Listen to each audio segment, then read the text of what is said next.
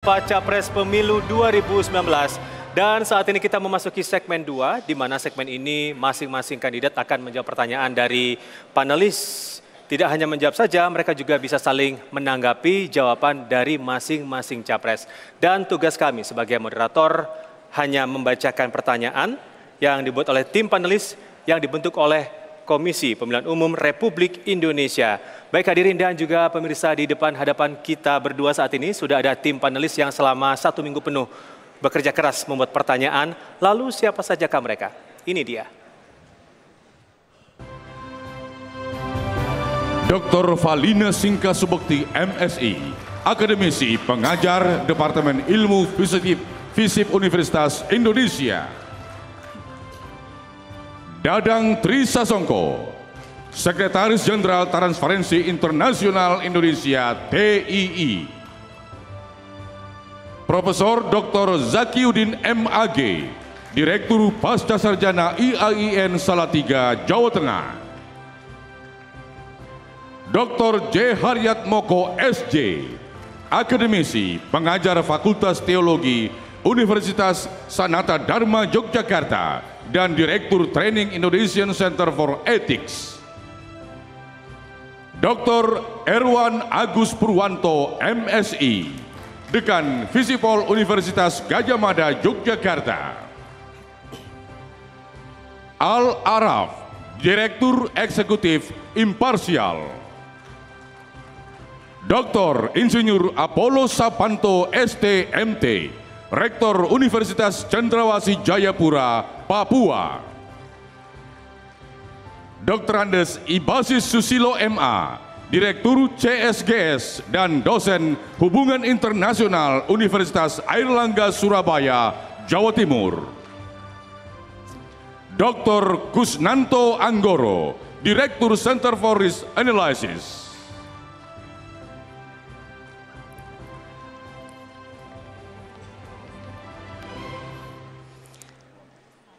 Baik hadirin dan pemirsa, itulah tadi ke-9 panelis yang telah bekerja keras untuk merumuskan pertanyaan pada malam hari ini. Dan telah bersama kami koordinator panelis Dr. Valina Singka Subekti, MSI, selamat malam Ibu. Dan juga Komisioner KPU Bapak Wahyu Setiawan, selamat malam Pak Wahyu.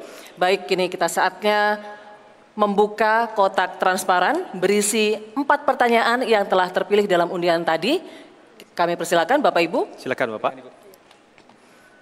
Ya hadirin, kami informasikan bahwa pertanyaan tadi telah diundi sebelumnya dan disaksikan oleh TKN 01 serta BPN 02.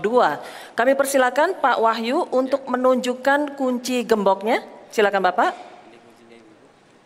Masih disimpan rapat oleh Pak Wahyu sejak pengundian tadi. Dan pertanyaan ini hadirin serta pemirsa bersifat rahasia, hanya diketahui oleh para panelis saja. Ini kuncinya. Baik, Pak Wahyu, kami persilakan untuk membuka gembok kotak berisi pertanyaan ini. Diperlihatkan. Ya,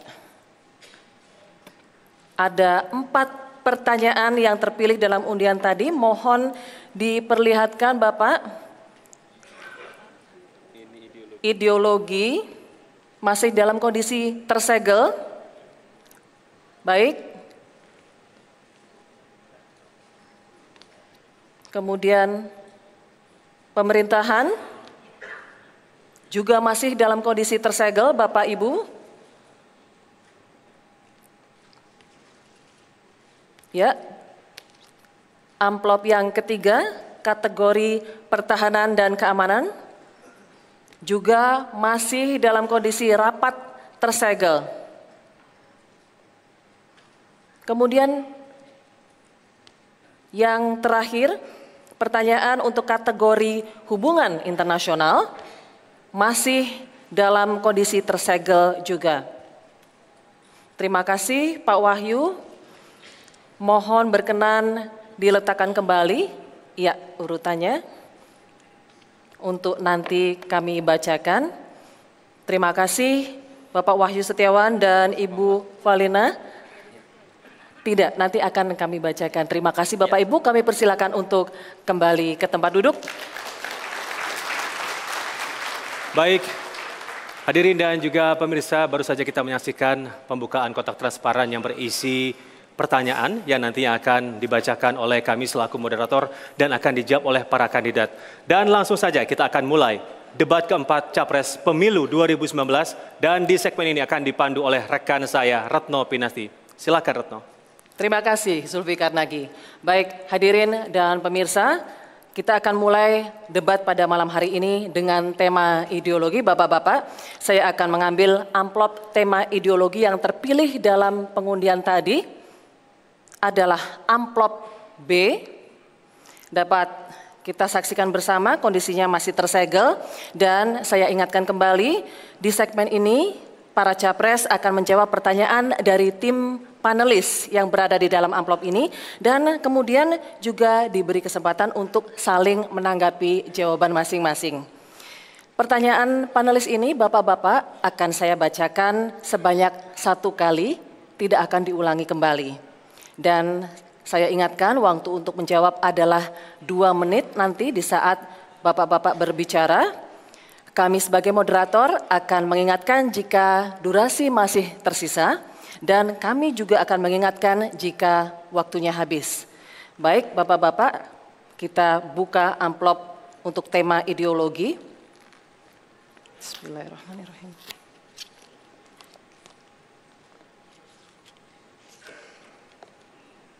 Baik. Kita akan bacakan pertanyaannya dan kami persilakan Bapak-bapak untuk mencatat jika diperlukan. Ideologi Pancasila berfungsi menjembatani antara semangat para pendiri bangsa dan generasi sekarang, sekaligus juga menghubungkan atau mempertemukan keyakinan-keyakinan yang berbeda dan kelompok-kelompok yang berbeda agar menjadi dasar bagi bangsa Indonesia di dalam mencapai kesepahaman untuk bertindak bersama. Pertanyaannya, Bapak-bapak, menurut Bapak, bagaimana menanamkan dan menumbuhkan nilai-nilai Pancasila kepada generasi penerus dengan tidak mengutamakan pendekatan indoktrinasi agar lebih mudah diterima dan diaktualisasikan? Baik, sesuai hasil pengundian, kami persilakan calon presiden nomor urut 02, Bapak Prabowo Subianto, untuk menjawab terlebih dahulu. Waktu untuk menjawab adalah 2 menit, Bapak, dimulai dari saat Bapak berbicara.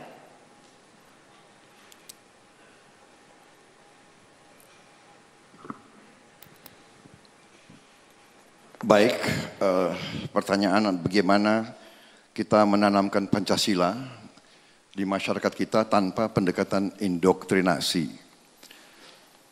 Menurut pendapat saya, Pancasila ini walaupun kita tidak mau menggunakan pendekatan indoktrinasi, tapi kita harus memasukkan Pancasila ke dalam pendidikan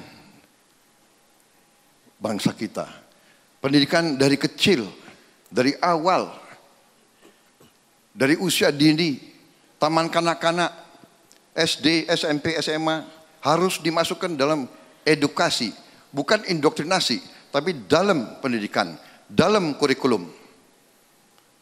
Baru dengan demikian kita ada pemahaman yang universal, yang bisa disepakati. Karena ini adalah kesepakatan bangsa. Ini adalah yang menjadikan kita negara merdeka. Jadi generasi penerus harus mengerti dari mana datangnya Republik Indonesia. Walaupun tidak bersifat indoktrinasi, tapi harus bersifat edukatif, harus dimasukkan ke dalam program pendidikan. Seterusnya sampai pendidikan lanjut S1, S2, S3. Ini pandangan saya. Baru dengan demikian kita bisa menanamkan Pancasila di generasi-generasi penerus kita. Dan terutama para pemimpin harus memberi contoh, mempersatukan, menyejukkan, memberi contoh dalam masalah edukasi ini. Dalam memilih orang, tidak boleh mandang suku, agama, ras. Dalam menjalankan politik, harus politik persatuan, bukan politik pecah belah, bukan politik cari kesalahan, bukan politik cari perbedaan. Terima kasih. Demikian. Bapak Prabowo Subianto, waktunya habis. Mohon tenang pendukung Capres 02, nanti ada waktunya sendiri. Terima kasih. Berikutnya kami persilakan Capres nomor urut 01 Bapak Joko Widodo untuk menjawab pertanyaan yang sama. Waktunya juga sama Bapak, 2 menit dimulai dari saat Bapak berbicara. Tadi di depan sudah saya sampaikan bahwa Pancasila adalah kesepakatan para pemimpin bangsa dari berbagai suku, agama, ras, golongan, dari berbagai daerah, dari berbagai organisasi. Sejarah-sejarah mengenai diruskannya Pancasila, dibangunnya Pancasila ini harus diberikan di dalam pendidikan-pendidikan anak-anak kita sejak bukan dari TK, sejak dari PAUD. PAUD, TK, SD, SMP, SMA, SMK, universitas, S2, S3. Tetapi yang paling penting adalah bagaimana memberikan pendidikan Pancasila ini dalam kehidupan kita berbangsa dan bernegara. Anak-anak harus diberitahu bagaimana bertoleransi karena kita ini memiliki 714 suku. Anak-anak juga harus diberitahu bagaimana berkawan dengan saudara-saudara kita sebangsa dan setanah air yang memiliki lebih dari 1.100 bahasa daerah yang berbeda-beda. Anak-anak juga harus diberitahu bagaimana bertoleransi karena kita ini berbeda-beda agama. Kehidupan sehari-hari, dalam kehidupan sehari-hari seperti itulah sebetulnya yang ingin terus kita lakukan pendidikan-pendidikan. Dan kita telah membentuk Badan Pembinaan Ideologi Pancasila, tetapi ini harus kekinian, bukan indoktrinasi lagi, harus kekinian. Bisa dilakukan lewat visual-visual baik yang ada di Facebook, baik yang ada di Instagram, baik yang ada di Twitter, dengan cara-cara sehingga relevansi antara Pancasila dan anak-anak muda ini bisa sambung. Baik, terima kasih. Terima kasih Pak Jokowi. Baik, mohon tenang, pendukung Capres 01, mohon tenang. Boleh mohon tenang, pendukung Capres 01, karena kita masih akan melanjutkan. Baik, kita lanjutkan kembali. Kini giliran Capres 02, Bapak Prabowo Subianto untuk menanggapi jawaban dari Capres 01. Waktunya 1,5 menit Bapak, dimulai dari saat Bapak berbicara.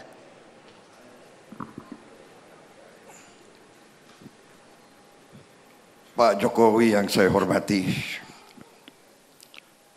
saya kira dalam hal ini kita sebetulnya pada esensinya tidak jauh berbeda. Saya yakin dan percaya Pak Jokowi Pancasilais. Saya yakin dan percaya Pak Jokowi patriot. Saya yakin dan percaya Pak Jokowi nasionalis. Karena itu waktu Pak Jokowi dilantik, saya datang ke Pak Jokowi, saya memberi hormat. Tapi saya juga ingin bertanya, apakah Pak Jokowi faham dan mengerti di antara pendukung Pak Jokowi ada yang melontarkan tuduhan-tuduhan yang tidak tepat kepada saya. Seolah-olah saya membela khilafah. Seolah-olah saya akan melarang tahlilan dan sebagainya. Ini sesuatu yang sangat tidak masuk akal. Ibu saya seorang Nasrani. Saya lahir dari rahimnya seorang Nasrani. Lingkungan saya. Jadi saya dari umur 18 tahun pertaruhkan nyawa saya untuk membela Pancasila. Nyawa saya pertaruhkan untuk Republik ini. Bagaimana kok saya dituduh akan merubah Pancasila? Sungguh kejam itu. Tapi saya percaya Pak Jokowi Baik. tidak merestui itu. Terima Pak kasih. Prabowo. Baik, pendukung Capres 02, mohon tenang karena kita masih Baik, melanjutkan kami sesi debat. persilakan Pak Jokowi untuk menanggapi. Waktunya sama Bapak, 1,5 menit. Kami persilakan. Saya juga percaya kok, Pak Prabowo itu Pancasilais. Saya juga percaya Pak Prabowo itu nasionalis. Saya percaya. Saya juga percaya Pak Prabowo itu patriot. Percaya Pak, percaya.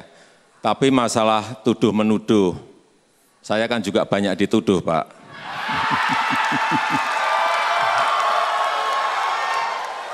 Empat setengah tahun ini saya juga dituduh Pak Jokowi itu PKI. Ada yang menuduh seperti itu. Saya juga biasa-biasa saja, nggak pernah saya jawab. Yang paling penting, marilah kita bersama-sama membumikan Pancasila, sehingga dalam kehidupan sehari-hari kita ini pemimpin-pemimpin bisa memberikan contoh-contoh yang baik.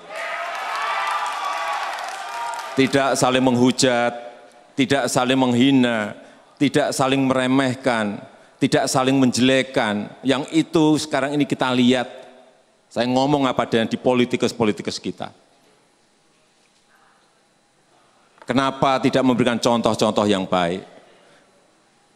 Bagaimana sopan santun, tata krama, saling bertoleransi, saling berkawan, saling bersahabat. Kenapa tidak seperti itu yang kita lakukan? Sehingga contoh kepada anak-anak muda bisa kita Terima kasih berikan Bapak yang Joko baik. Widodo. Waktunya sudah habis. Telah dijawab oleh kedua kandidat. Pertanyaan dari panelis dengan tema ideologi. Dan kini kita akan bergeser ke tema kedua, yakni tema pemerintahan. Saya akan kembali mengambil amplop dari dalam kotak. Untuk tema pemerintahan, yang terpilih dalam undian tadi adalah amplop A. Dapat Bapak Ibu saksikan masih dalam kondisi tersegel. Dan sebelum kami mulai membacakan pertanyaan tema pemerintahan ini, kami akan ingatkan kembali Bapak-Bapak, waktu untuk menjawab adalah 2 menit, dimulai saat Bapak-Bapak berbicara, dan kami sebagai moderator akan mengingatkan jika masih ada durasi, dan begitu pula jika waktunya sudah habis. Kita akan buka amplop berisi pertanyaan dengan tema pemerintahan.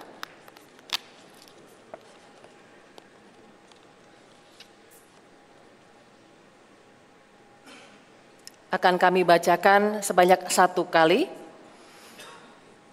Dalam menghadapi tantangan revolusi industri 4.0, pemerintah perlu memanfaatkan teknologi informasi untuk dapat membangun tata kelola pemerintahan berbasis teknologi informasi atau electronic government.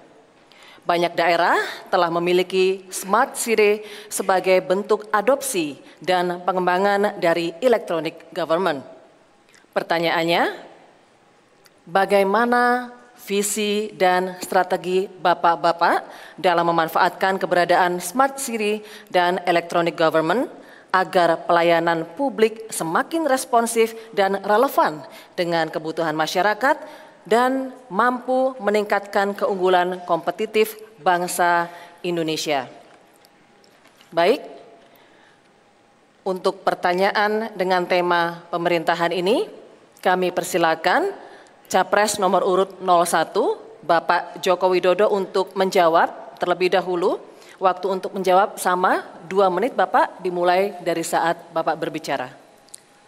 Tadi di depan sudah saya sampaikan bahwa ke depan diperlukan pemerintahan digital melayani.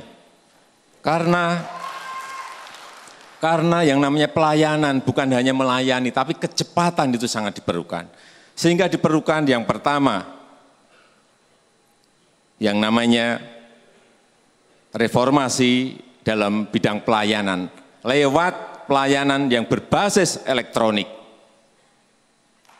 e-government, e-procurement, e-budgeting, sangat diperlukan dalam menyiapkan era digital ke depan. Yang kedua juga penyederhanaan dan penajaman kelembagaan. Tidak perlu banyak-banyak lembaga kita ini. Di dalam pemerintahan 4,5 tahun ini telah kita bubarkan 23 lembaga yang ada. Agar lebih ramping, lembaga lebih ramping, lebih lincah, gampang memutuskan dan tidak berbelit-belit. Yang ketiga diperlukan peningkatan kualitas aparatur ASN kita. Sehingga bisa mereka semuanya melayani dengan cepat. Semuanya pelayanan berbasis elektronik. Dan yang keempat, kita melakukan yang namanya reformasi tata kelola. Manajemen semuanya harus disimpelkan, disederhanakan, tidak bertele-tele. Lembaga-lembaga yang tidak perlu perlu kita bubarkan. Kita tadi sudah saya sampaikan 23, kalau perlu itu ditambah, kalau memang ada lembaga-lembaga yang justru menghambat, yang menyebabkan pelayanan kita menjadi bertele-tele. Saya rasa pemerintahan ke depan adalah seperti itu. Terima kasih Bapak Joko Widodo. Dan berikutnya kami persilakan Capres nomor urut 02 Bapak Prabowo Subianto untuk menjawab pertanyaan yang sama Bapak. Waktunya juga sama, 2 menit. Kami persilakan. Baik, jadi memang teknologi informatika adalah vital bagi pemerintahan dan pemerintah Prabowo Sandi akan mengutamakan penggunaan teknologi informatika ini terutama untuk mencapai transparansi. Jadi segala macam sistem yang baik, tapi kalau tujuannya tidak jelas, maka yang ingin kita capai adalah suatu pemerintahan yang efektif dan bersih dari korupsi. Dan teknologi informatika ini adalah senjata yang sangat efektif untuk mencapai itu. Sebagai contoh, untuk meningkatkan kembali rasio pajak kita bisa menegakkan teknologi informatika dan dengan cepat. Sekarang yang rasio pajak itu sudah turun di sekitar 10%, kita akan bisa kembalikan 16%. Dengan demikian kita bisa dapat banyak lagi uang yang dihemat, kemudian bisa kita perbaiki kesejahteraan pemerintah. Terutama perbaiki gaji-gaji dan kualitas hidup pegawai-pegawai aparat pemerintah kita. Jadi demikian yang kita gunakan, teknologi informatika adalah keharusan dan harus kita laksanakan. Kita harus mempunyai mungkin single identity card, nggak usah terlalu banyak kartu, 1 kartu cukup untuk melaksanakan fungsi-fungsi yang besar. Tapi terutama tujuan pemerintah itu adalah kesejahteraan rakyat. Ini yang harus kita pegang. Teknologi kalau tidak untuk kesejahteraan rakyat, untuk apa? Baik, terima kasih mahal-mahal Pak Prabowo. Dan boros. Waktunya bahkan habis Bapak. Tidak bermanfaat. Terima kasih. Selanjutnya kami persilakan Capres 02 mohon tenang Pak karena Jokowi masih untuk menanggapi jawaban Pak debatnya. Prabowo tadi. Waktunya 1,5 menit. Kami persilakan. Ya, intinya bahwa penggunaan pelayanan yang berbasis elektronik ini adalah kecepatan. Karena ke depan negara yang besar tidak menguasai negara kecil, atau negara yang kuat menguasai negara yang lemah. Tetapi negara yang cepat akan menguasai negara yang lambat. Oleh sebab itu kita harus menyiapkan negara kita yang harus cepat memutuskan, cepat merespons setiap perubahan-perubahan yang ada.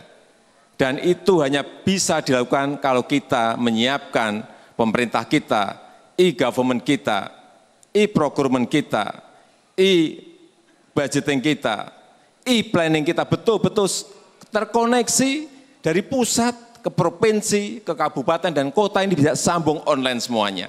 Inilah yang dalam proses kita siapkan dan kita harapkan dengan kecepatan itu pemerintahan menjadi sangat efektif. cepat melayani, cepat merespon setiap perubahan-perubahan yang ada. Dan perlu saya sampaikan untuk masalah perpajakan kita sekarang sudah online. Saya kira kita menyampaikan SPT sekarang juga sudah dengan online, tidak usah ke kantor pajak, dari rumah saja bisa. Inilah proses yang terus akan kita kerjakan sehingga nantinya pusat, provinsi, kabupaten dan kota itu sambung semuanya. Setiap perintah juga bisa cepat direspon dari pusat sampai ke kabupaten dan kota. Waktunya habis, terima kasih Pak Jokowi.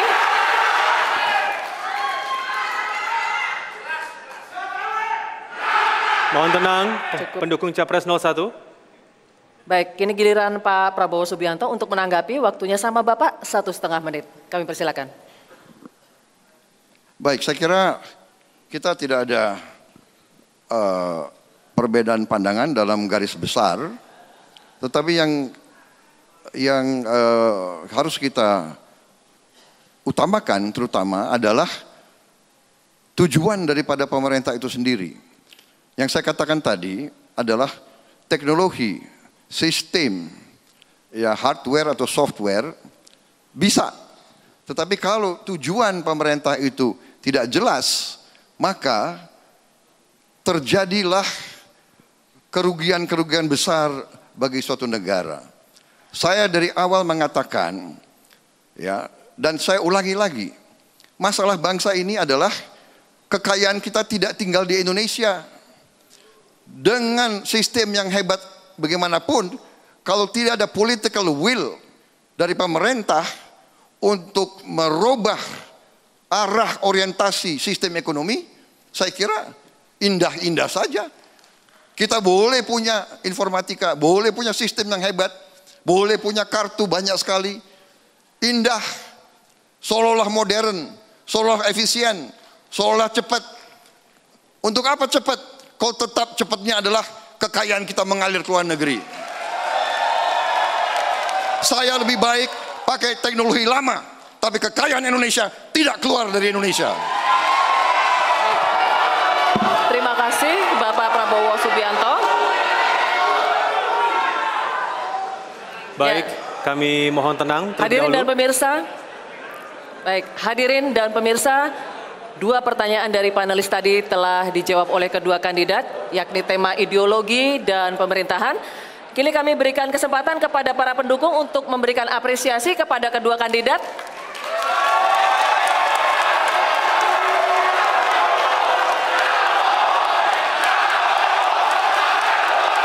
Baik, cukup. Baik, cukup untuk pendukung Capres 01 maupun pendukung Capres 02. Kami mohon tenang kembali. Waktu untuk memberikan apresiasi cukup. Boleh tenang kembali, pendukung Cukup. Capres 01. Terima kasih. Terima kasih. Kita akan dan juga pendukung lanjutkan Capres kembali. 02. Baik, kita lanjutkan kembali. Hadirin dan pemirsa, di segmen berikutnya masih ada 2 pertanyaan lagi dari panelis, yakni dengan tema pertahanan dan keamanan serta hubungan internasional. Dan segmen ketiga ini akan dipandu oleh rekan saya Zulfikar Nagy. Karena itu jangan kemana-mana, tetaplah di debat keempat Capres Pemilu 2019.